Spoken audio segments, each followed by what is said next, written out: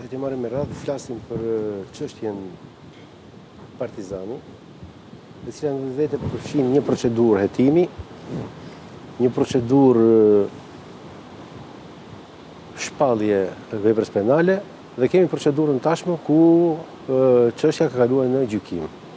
Pra kemi fazën e hetimit nga prokuroria, kemi fazën e dokumentimit përfundimtar dhe regjistrimin e veprës penale dhe shpalljen e personave të pandehur, dhe tashmë jemi në gjykim.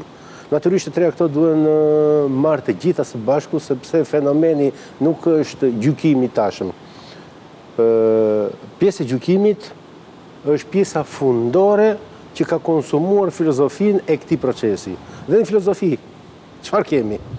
Kemi elementin e parë, u thye koncepti i pandishkueshmërisë. Fakti që Berisha është marrë i pandehur nga kjo trup e skapistëve, dy prokurorët, do të thotë që nuk mund të vëmë më në diskutim vendosmërinë e tyre, sepse ke parasysh që kemi të bëjmë me një Berish, i cili ka përzimet e tij më të mëdha dhe defektet e tij dhe problemet e tij më të mëdha ka patur pikërisht cënimin e figurës së tij, të mitit të tij, dhe që në momentin kur ai është pallur i pandehur, miti i Berishës tashmë quhet i thyer. Koncepti i pandishkueshmërisë në nivel sipëror quhet i thyer. Mesazhi i dytë është i lidhur edhe me një analizë të thellë të dosjes që është paraqitur në gjykat, që është aktpadia. Në aktpadi është dokumentuar korrupsioni. Korrupsioni nuk është korrupsioni i Berishës i dokumentuar. Momenti i parë, zëmbra e korrupsionit, zëmbra e dosjes nuk është Berisha. Zëmbra e dosjes është një kapërcim ku dikush që është dhëndri Berishës brenda ditës bëhet pronar i 5 milion eurove. Dhe në një periudhë nga 2011 deri në 2018 ka përvetësuar lek nga HOM dhe të ardhura nga HOM SHPK. HOM-i është një strukturë e cila është strukturë komerciale, ndërtuese, për të realizuar investimet në tokat e Partizanit. Si rregull ai është prodhuar në 2014, është regjistruar dhe të gjithë dokumentat i japin që regjistrimi është bërë nga një person tjetër. Në 2018 zbardhet një kontratë shitje aksionesh ku Jamar Maltezi së bashku me Gjim Begen bën absolutisht pronar gati të 45%, se janë 35 plus e tjera, ku 35% është Marbri. Pikërisht kjo ka ngritur dyshimet, si u bë ky pronar? Dhe në këtë moment, prokuroria ka hetuar këtë element që është korrupsion, dhe i ka rezultuar që dokumenti që është paraqitur për shitjen e aksioneve është falsifikuar. Sepse mban datën e 2014-s, në fakt është i falsifikuar sepse origjina e vet ky dokument të dokumentuar në akt në zyrën notariale që ka bërë falsifikimin, që është Pustina, rezulton që është premtuar, është formuluar dhe premtuar në 2018. Çka do të thotë? 2014-2018 kemi të bëjmë me një akt korrupsioni të pastër që është falsifikim i një grupi të strukturuar.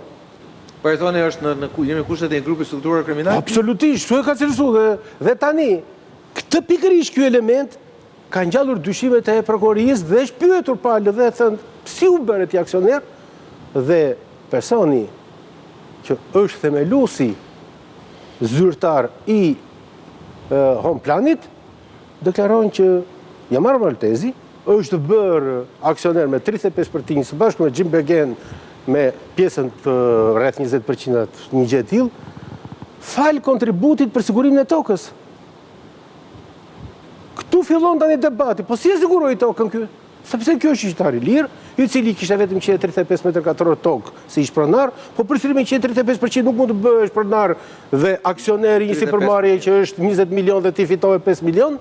Dhe këtu panë gjithë mekanizmi që ishte përdorur nga Jamar Blatiju nëpërmjet Sali Berishës.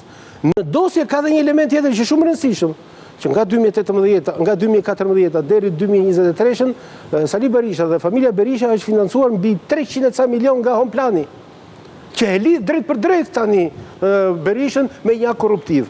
Dhe në këtë kuadër, pse i thash gjitha këto? I thash gjitha këto për të kuptuar që Spaku ka rritur të zbuloj korrupsionin. Korrupsioni tashmë i zbuluar në kuptimin e falsifikimit dhe kuptimin e përvesimit të vlera materiale.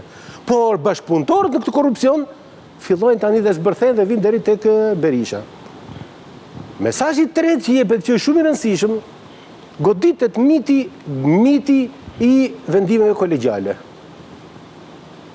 Sepse deri më sot shmanget kryesore që janë bërë ndaj aferave të identifikuara nga sistemi i drejtësisë është që mburoja e pushtetarëve të lartë politik është vendim kolegjial.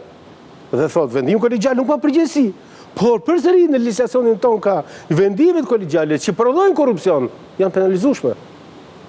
Dhe rasti që po diskutojmë ne, goditi mitin, kapi korrupsionin dhe goditi mbi të gjitha ajo që është thelbi i luftës në nivelet të larta të organeve tona të drejtësisë, në mënyrë posaçme të Spakut, meqense ky është objektivi i tij. Që ka të bëjë tashmë me goditjen e mitit të prodhuar që me vendimarrje kolektive ti mund të prodhosh çfarë do lloj korrupsioni sepse je mbrojtur. Jo.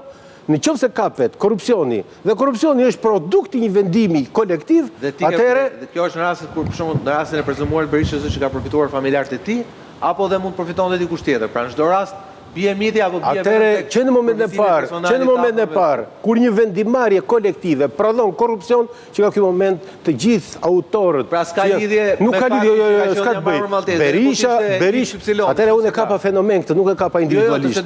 Pra në dosje dhe në këtë çështje është rëndje miti, por fakti që çdo VKM që prodhon korrupsion, pavarësisht që përfiton një afër minuta, apo që prodhon çdo që prodhon, sepse tashmë jo gjithmonë linjat korruptive lidhen në korridore familjare. Eksperienca deri tanishme dhe në mënyrë posaçme Romeo ka eksperiencë shumë më të qartë në këtë rast sepse por edhe avokati që kanë goditur linja korruptive na shohin që ai që përfiton nga vendimarrje të kësaj natyre nuk është drejt për drejt familjari, por është një prestanome. Prestanome që nuk i dihet ku ka emrin, por që praktikisht ai nuk është gjë tjetër veçse personi që administron parat e këtij që ka bërë vendimarrjen. Dhe në këtë kuadër çdo vendimarrje kolektive tashmë nëpërmjet precedentit prodhuar me dosjen Berisha quhet e azaruar në kuptimin procedurial.